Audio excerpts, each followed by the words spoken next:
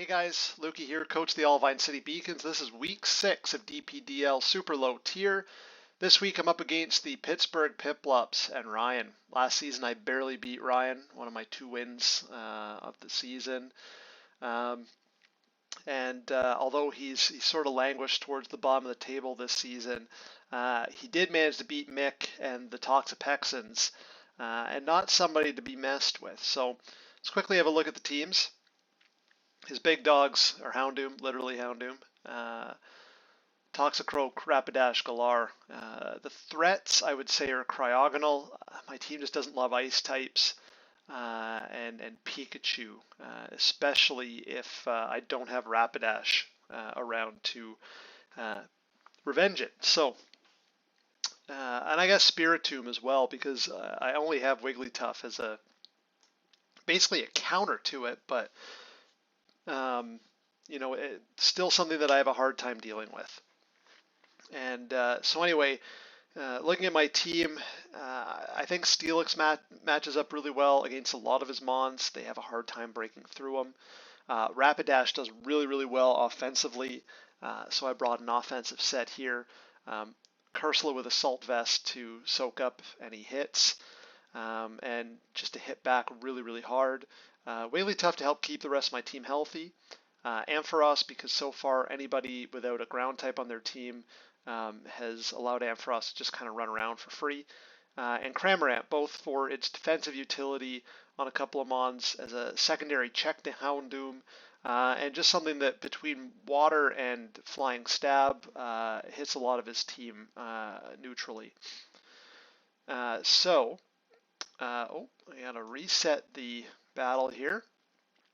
So looking at the squad that he brought immediately, I think, all right, first off, Rapidash has a great time because it hits all 6 of his Pokemon super effectively.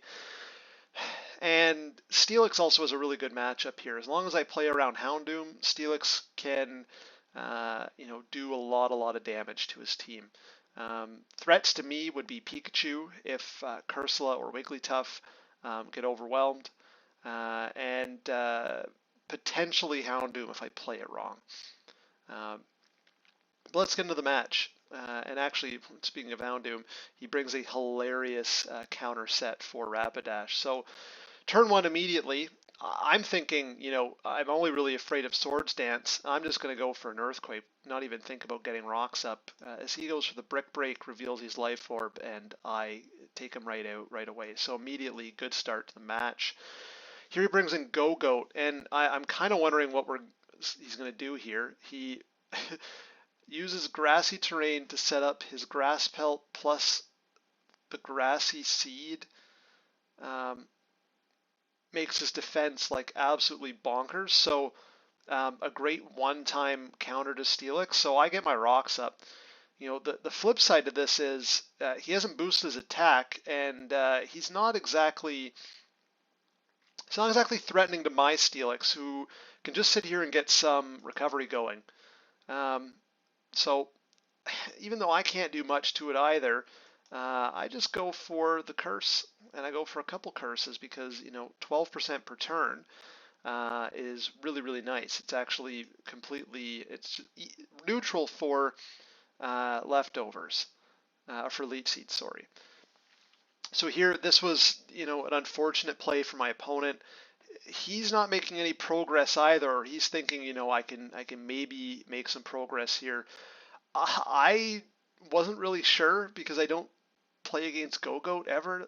I wasn't really sure what he was trying to do with Go-Goat, so I just stayed in, and I went for Heavy Slam, and he hard switches into Cryogonal, and obviously +2 Heavy Slam is just going to annihilate him as he brings in Pikachu. And at this point, I think, what?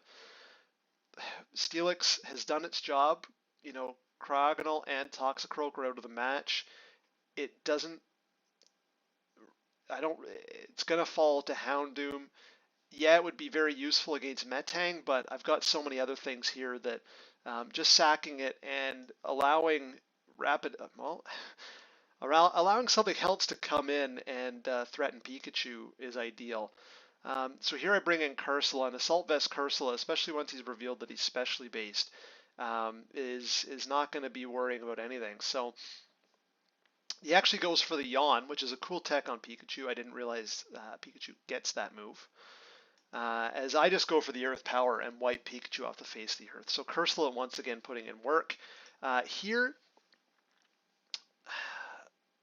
Metang comes in, and I'm Assault Vest, so I have Shadow Ball and Earth Power that both do a number to it. But I am also potentially on a Yawn turn. So I think his thinking is bring Metang in. I'm going to try and set up and force Cursula out. So I'm not quite sure. I wasn't positive that he was going to try and set up here. So I figure I'll switch to Ampharos, and if he tries to attack me, maybe get the static. And the worst case scenario, if I guess wrong, I just Volt out next turn because, well, he's not that fast, and that's exactly what happened. So I Volt switch into Cramorant, and I switch into the Earthquake, which worked out really, really well. So here I'm still faster. I set up the Gulp Missile on the Surf. Zen Headbutt is still not enough, and Cramorant is not physically bulky. So, shout outs to Cramorant for living that. That might have been a roll, I'm not sure, but with Gulp Missile, that takes him down into the red, and also gets me into Pikachu range. So Cramorant sets up the next level. Houndoom has no choice but to attack, and I take it out with, I get the Paralyze off. Ampharos comes in and cleans up, and we're down to the last Mon here. So I hard switch into Cursula. Go-Go can't hit me with Brick Break. He has to go for Horn Leech. This does a number to Cursula, but it also does gets Perish Body up. While I get off the Burning Jealousy, the crit doesn't really matter, but the match ends in 3 turns. So I switch into Rapidash. He goes for the Horn Leech, and this is going to be game over because I go for the Flare Blitz, and that's all she wrote. And I had to cowardly go for the differential there. So good game to Ryan. It was a fun game. The Go-Goat set was really cool. The Houndoom set was super original. It didn't get to work the way you wanted it to because it never saw Rapidash. But definitely fun team, fun game. Ryan super chill. And for us, that is a huge win. We're now 4-2. With 1 game to go, and at +3.